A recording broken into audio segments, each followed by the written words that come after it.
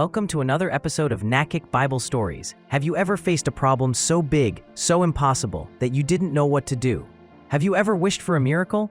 Today, we're diving into a story that shows us the amazing power of prayer and how even when things seem hopeless, God is always at work, sometimes in ways that leave us astonished. So get ready, because this is not just any story.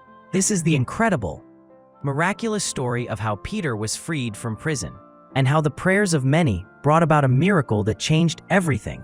Let's set the scene. Imagine a city filled with excitement, but also fear. The followers of Jesus were growing in number, and King Herod Agrippa, the ruler at that time, did not like it one bit. He was determined to stop the spread of this new faith, and so he began to persecute the Christians. One of his first targets was Peter, the bold apostle, the trusted friend of Jesus, the one who spoke bravely about God's love everywhere he went. King Herod ordered his soldiers to arrest Peter and throw him into prison. But this was not just any arrest. Herod wanted to make absolutely sure that Peter could not escape. He ordered not one, not two, but 16 guards to stand watch at Peter's cell. Can you imagine that? Peter, locked away, surrounded by guards, heavy chains binding his hands. The prison was cold and damp. It seemed as if hope was lost. But while Peter sat in that dark prison, something amazing was happening outside. The followers of Jesus, his friends and fellow believers, did not give up. They didn't run away or hide.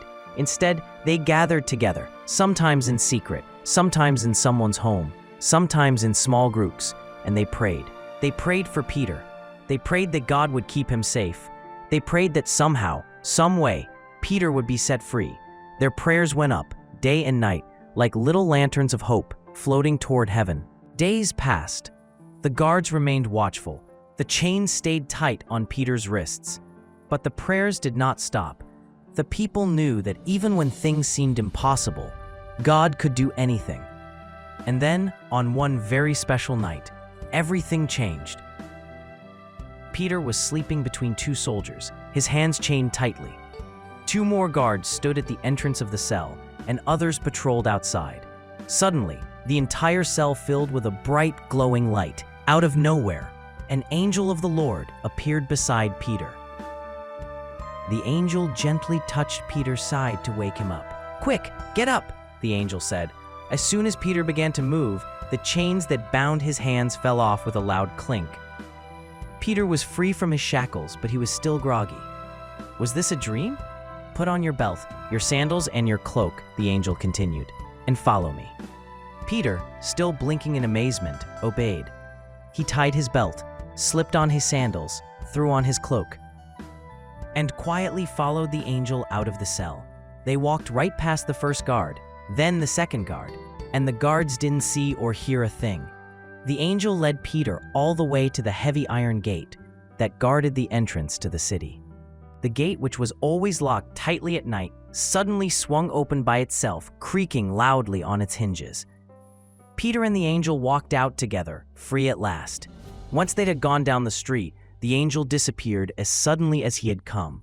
Peter stood there alone, under the night sky, realizing that this was not a dream. God had really rescued him. Peter's heart raced with joy and awe. "Now I know for sure that the Lord sent his angel and rescued me," he whispered. He quickly made his way through the dark, winding streets to the house of Mary, the mother of Mark. He knew that many believers would be there, still praying for him, even at this late hour. Inside the house, the group was deep in prayer, their voices soft but full of hope. Peter knocked at the door, his heart pounding. A young servant girl named Rhoda heard the knocking. She hurried to the door and asked, "Who is it?" Peter answered, "It's me, Peter."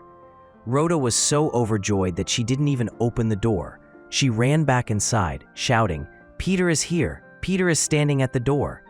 Everyone inside was shocked. "You must be mistaken, Rhoda," they said. "Peter is in prison." But Rhoda insisted, "No, really, it's him." Meanwhile, Peter kept knocking. Finally, someone opened the door, and there he was. Just as Rhoda had said, the whole room erupted in amazement. They could hardly believe their eyes. Peter quickly told them how God had sent an angel to rescue him. He explained everything that had happened, how the chains fell off, how the guards didn't see them, how the gate opened by itself, and how the angel led him to safety. "Go and tell the others what God has done for me," Peter said. "Spread the news of this miracle." Then Peter quietly left, continuing his mission to share God's love and the good news of Jesus, knowing that God had answered the prayers of many. What an incredible story! Can you imagine how the people must have felt when they saw Peter standing at the door? Their prayers had been answered in the most miraculous way. And that's the heart of our story today. When we pray, when we truly, continuously pray, even when things seem impossible, God listens. Sometimes the answer comes in a way we least expect. Sometimes it's quiet and gentle. And sometimes, like with Peter, it's a miracle that leaves everyone amazed. So, what can we learn from Peter's amazing escape from prison? First, we see the power of prayer. The people prayed for Peter without stopping, and God heard their prayers. Even when hope seemed lost, they didn't give up. Their prayers made a difference. Second, we learn that God can do the impossible. No matter how big the problem, how tight the chains, or how heavy the doors, God is always able to help us in ways we may never expect. And finally, this story reminds us that today, just like then, many prayers can bring about God's help. When we join our hearts together and pray for others, amazing things can happen. Never forget, no problem is too big for God, and no prayer is too small to be heard. Keep praying, keep believing, and watch for the miracles God can do. Thanks for joining us on this episode of NACIC Bible Stories. We'll see you next time with more stories that bring the Bible to life, just for you. Till we meet again, stay safe and be blessed.